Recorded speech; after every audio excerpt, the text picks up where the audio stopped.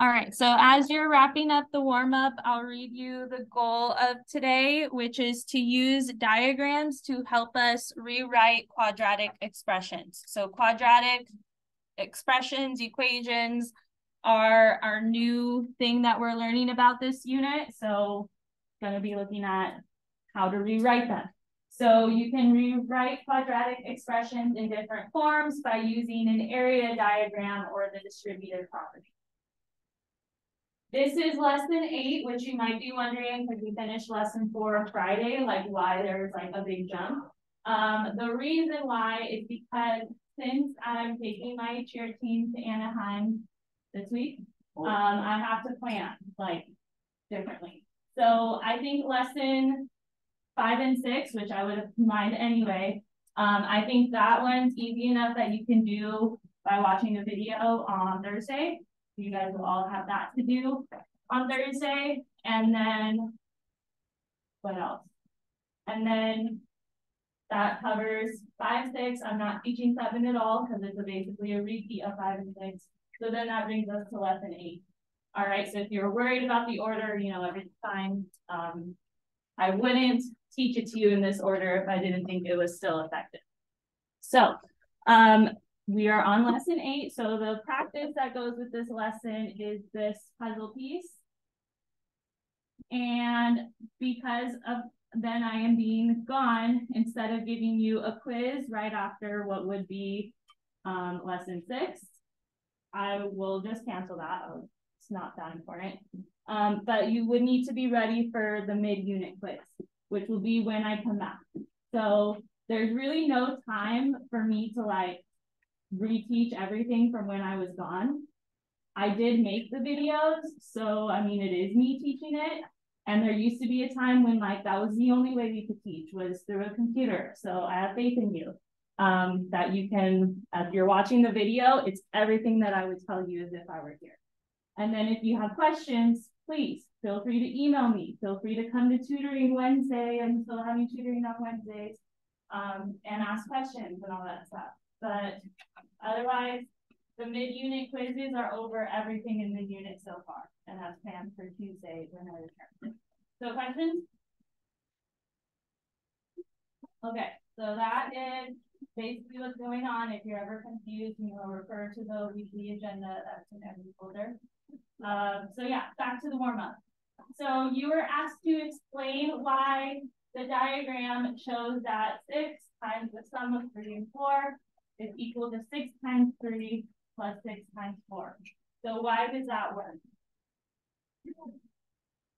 I'll take volunteers for the one. Ryan? 6 is the length for both boxes, and the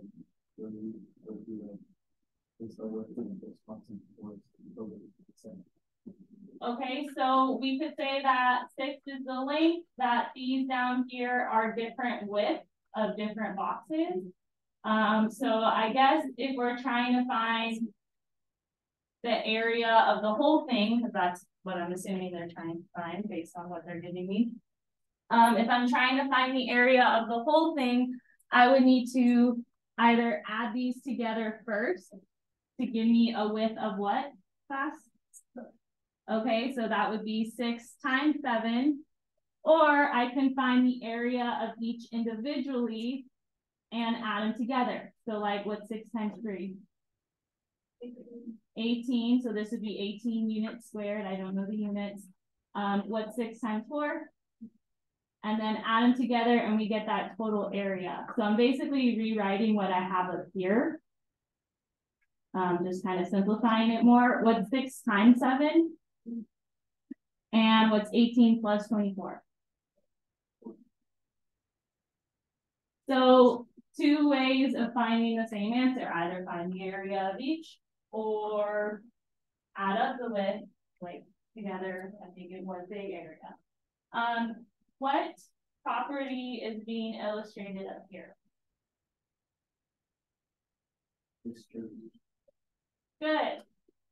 They love to put that on tests for some reason, like having you look at something and identify what property it is. So being able to recognize that that's the distributive property would accomplish that. If you're not familiar with the distributive property, it's a rule that you have to take the outside number and multiply it by the inside numbers. So like if there's either plus or minus in there, you're distributing that outside number, and this is basically what you do. 6 times 3 and 6 times 4, which looks something like that. So number 2 asks you to do it a little bit differently. It basically asks you to do the opposite of what number 1 asks. So what can we draw to show that 5 parentheses x plus 2 equals 5x plus 10?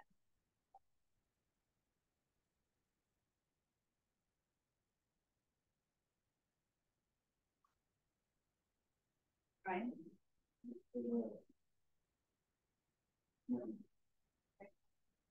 Right? Like 5. So kind of copy this a little bit. Yeah. All right, so make the length 5, and then what else? Response x. Okay, good, because that's essentially what they did here, right? The 3 and the 4 were the width. So then we're basically just replacing it. Is this still using the distributive property over here? Yeah. Yes. So it just now has variables involved. So whether it has a variable or not, you're still taking the outside number and multiplying it by the inside numbers. So like 5 times x is 5x, 5 times 2 is 10. And just friendly reminder, keep the sign that's in front of each term. So in this problem, they're all positive, so nothing to really worry about there. But if there was like negatives, make sure like you remember, positive times a negative is a negative. Negative times a negative is a positive in those rules. So questions on that? Okay, so then let's scroll down. So applying the distributive property to multiply out the factors of or expand 4 parentheses x plus 2 gives us 4x plus 8.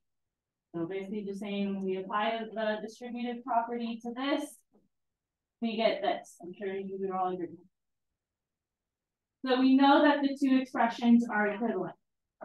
We can use a rectangle with side lengths x plus 2 and 4 to illustrate multiplication. Thank you. You and your groups will draw a diagram to show that n parentheses 2n plus 5 and 2n squared plus 5n are equivalent expressions. And then for number 2, you're going to use the distributive property to write an equivalent expression. So anyone confused on what we're doing? Okay, so this is like more practice with distributive property. Number 1 is similar to like how the warm-up is set up. So since there's basically 5 things going on, I'll give you 5 minutes with your groups. Starting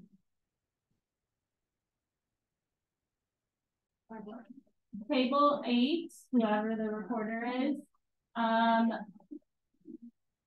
Say that I drew, because it says kind of draw it similar to what we have up top. So maybe that was your first step. If not, feel free to correct me. So say I drew it like that. What would go here where my mouse is?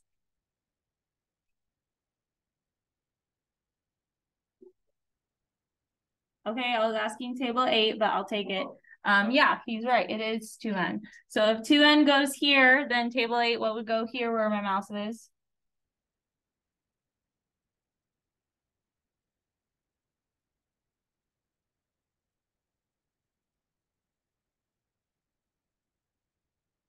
All right, so maybe let's kind of pause for a second. So do you guys see like how the first diagram illustrates what in the box? 4. Well, it is 4x, but what is it representing about that rectangle? It's representing the area, because 4 times x is 4x. So also over here, is this the area of this rectangle? Yeah, because its length is 2, its width is 4. So 4 times 2 is 8. So this is also the area. So we have a length or width on the outside and the area on the inside. So if this is 2n, what goes here, table 8? 5. Anyone disagree with that? Okay, good.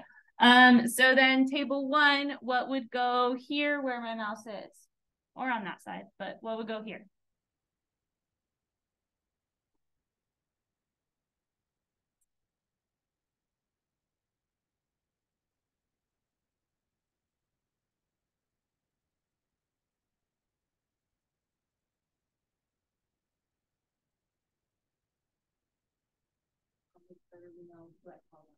So table 1, what will go here? N. All right, so similar to how they set this up. What was in the parentheses went like on the side that had a split. And then what was not in the parentheses, what was on the outside, was on like the width side, I guess. So questions on that setup? All right, so if the inside is supposed to be the area, table 2, what would go here where my mouse is? Good. So 2n class times n is 2n squared. When you have the same variable being multiplied together, the rule is that you add the exponent. So both of these are n to the first. So that's why we get n squared. And then this one doesn't have a coefficient, but if they did, we would multiply it by the other coefficient when one. Right now it's just 1 times 2. Okay? So that's the area of this little rectangle. What about this one, table 3? 5n. Good. 5 times n. That would be coefficient times variable. You just put them together. Questions on that? All right. And then the area of the whole thing is these two put together. Because if the area of each, then add them together. Kind of a weird example, but I can see like what their mindset is. Plus, it's good to practice these area type problems because they do come up a lot. So now for the rest of them, you're just distributing. So when I call on your table, tell me what you get for whichever one. So table 4, what do you get when you distribute the 6 in part A?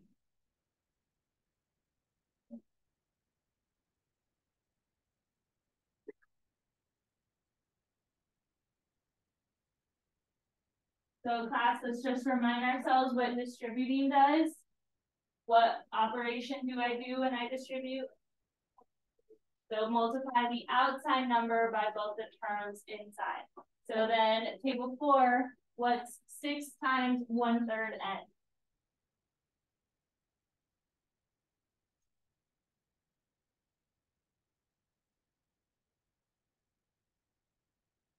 Okay, so roll the calculator then.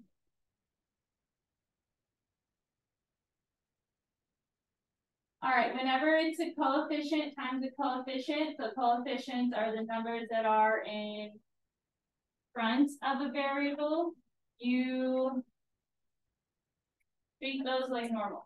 So if you're not good with fractions, throw it in the calculator. Anytime you put a fraction in the calculator, put it in parentheses. So the 6 times 1/3 is 2. Note that your calculator can't do like the 6 times 1/3 n for you.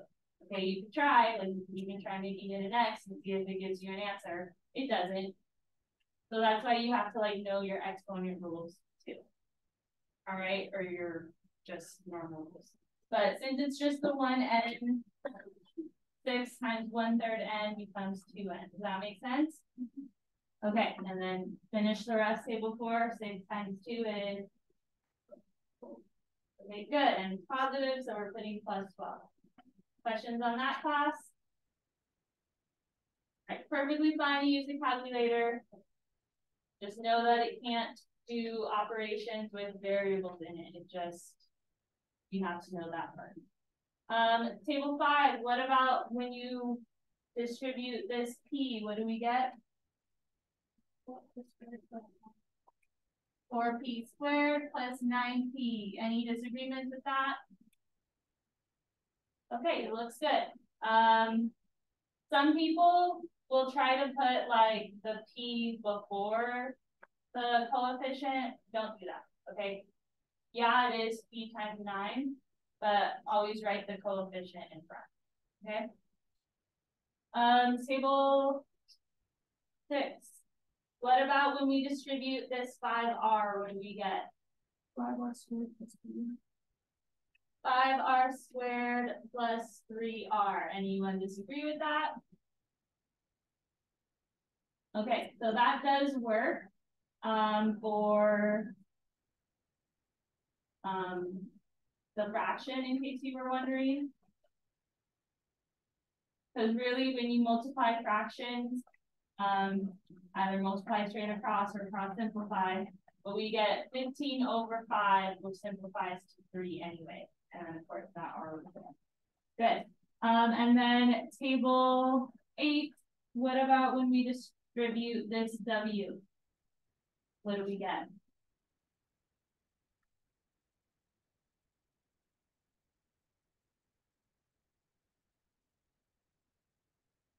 It really doesn't matter. There's 7w and then anything else?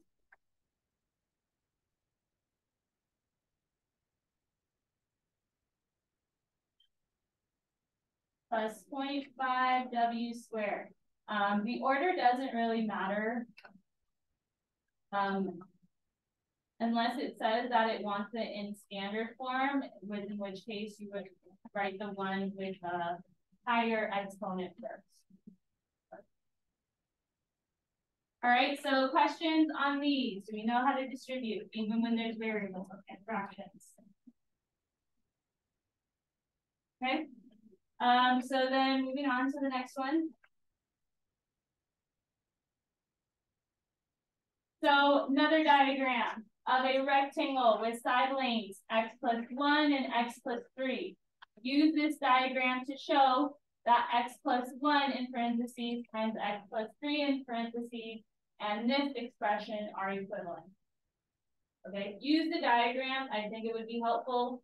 Or does anyone know like the FOIL method?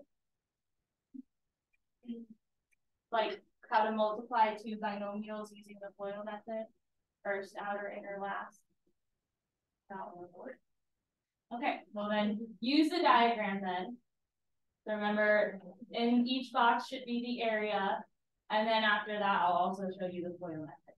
Okay, so do that, and then we'll move on from there. All right, so what is the area of a box that has a length and width of x and x? Good, x squared. What's the area of a box that has a length of 3 and a width of x?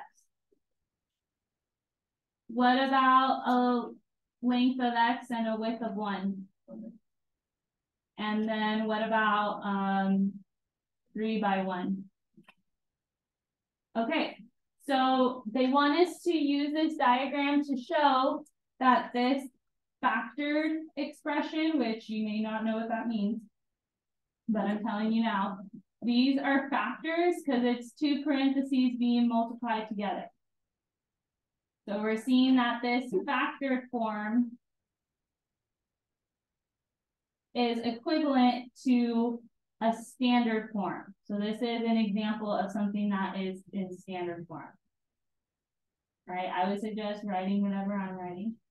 But standard form of is this linear, exponential, or quadratic?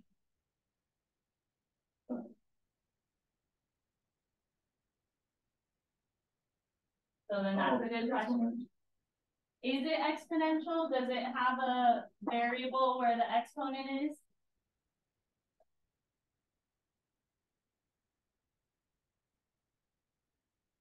So remember, what are exponential functions in the form of?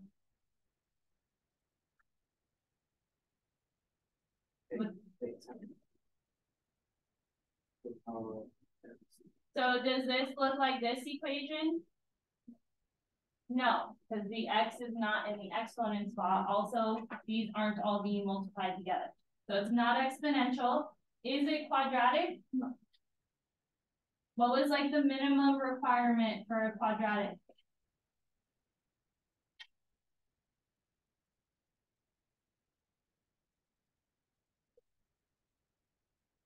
That there's a 1 in it? No. That there's an x squared in it, and that would be the highest exponent. So is there an x squared in this? Yeah. Yeah, so this is a quadratic function. So standard form of quadratics. Again, I would write whatever I'm writing. Standard form of quadratics looks something like this. Ax squared plus bx plus c, where a, b, and c are numbers.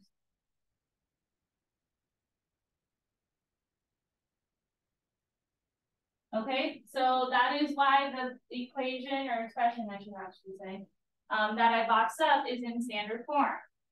So there's standard form and factored form. That'll be important in this unit.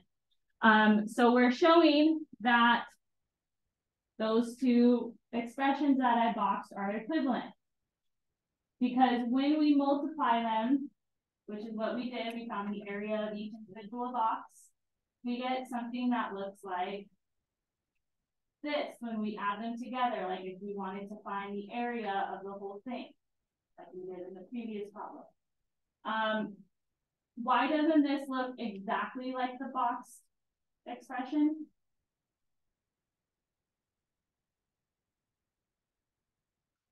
How could I make it look exactly like the box expression?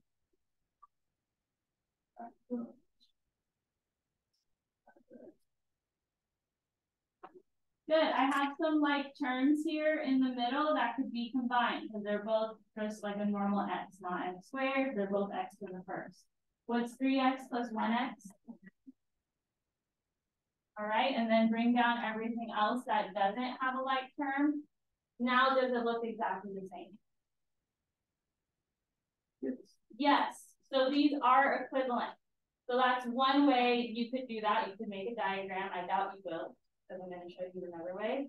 But when I multiply these out and then add up all of the areas, I do get the standard form.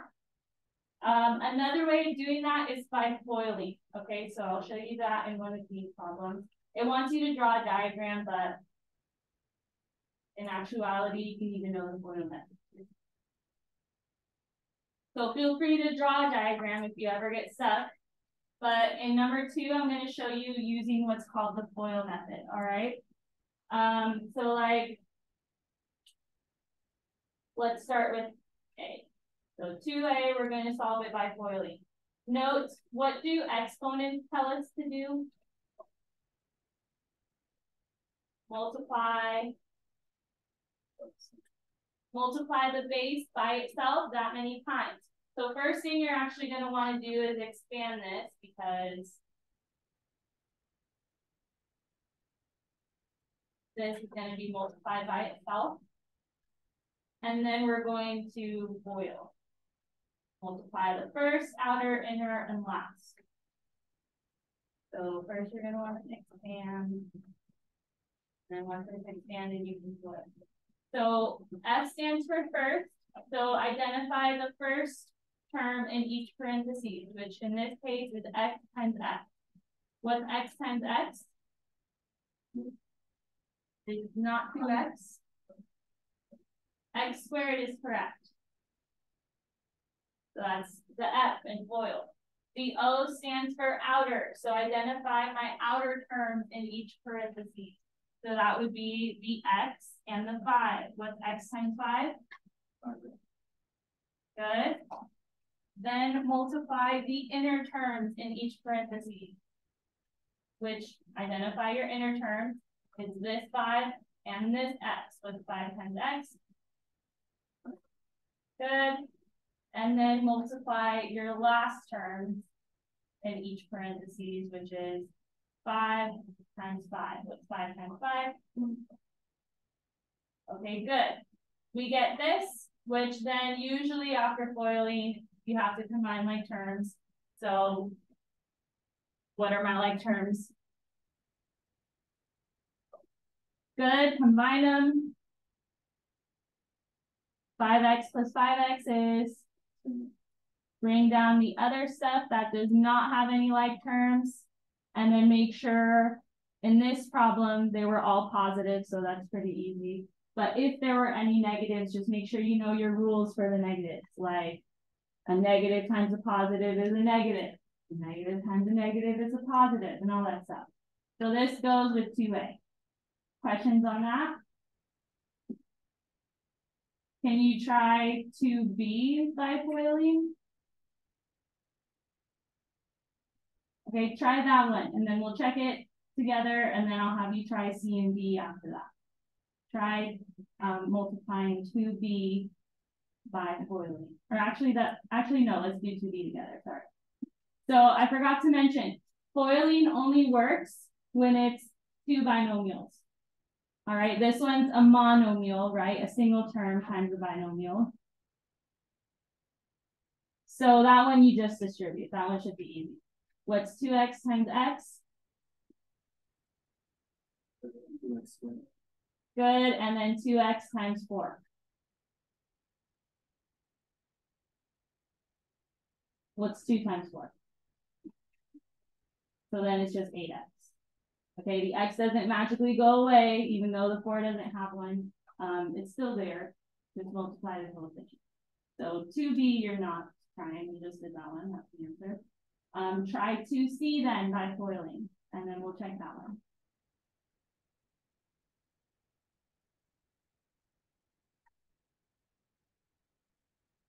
On you.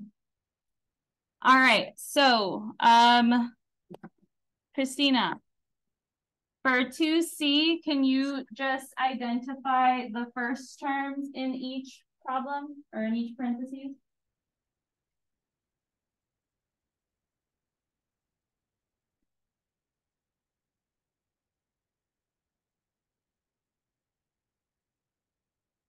The question was, what are the first terms? So that's what we get when we multiply them. So the first terms in each parentheses are 2x and x.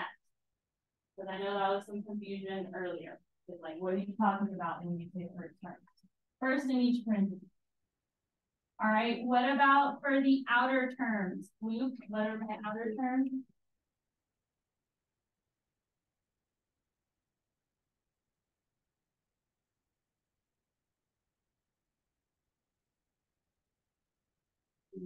Okay, so just look at my parentheses. What numbers are like toward the outer edge of each parenthesis? Okay, so the 3 times the 2x is what we're going to do now. So class, what's 2x times 3? 6x, good. And it's positive, so we're putting plus 6x.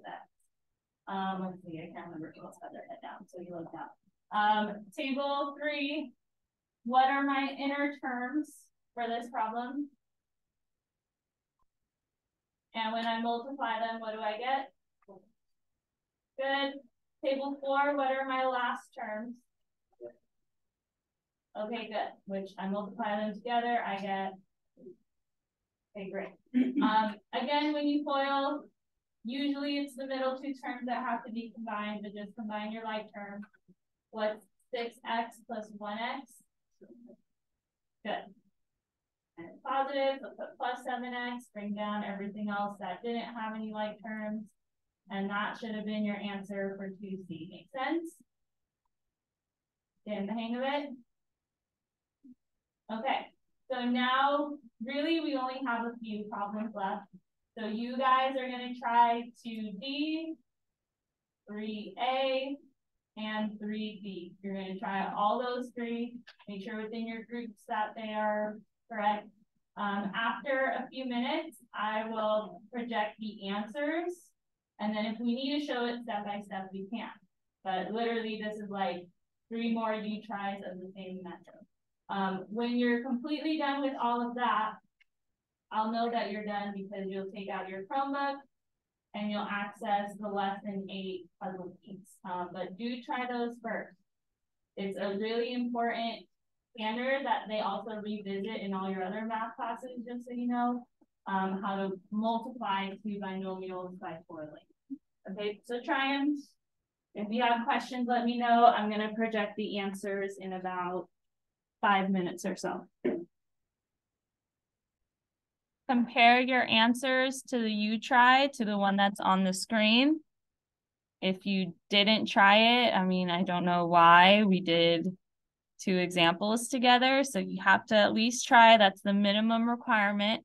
But then, yeah, if you did it correctly, these would be your answers. And mind you, you could have it be xn, xm, or nm, like alternating that. Usually they want you to have them in ABC order though. Okay, so that's just like their thing. But as long as you have this, knowing how to multiply 2 binomials by foiling, then I am happy at this point. So questions? Do we need to see any of them step by step? Don't be shy.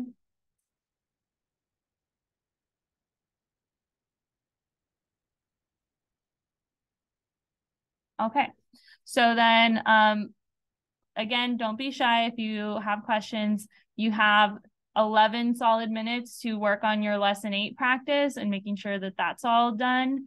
And then anything else you might need to take care of that's also missing. All right.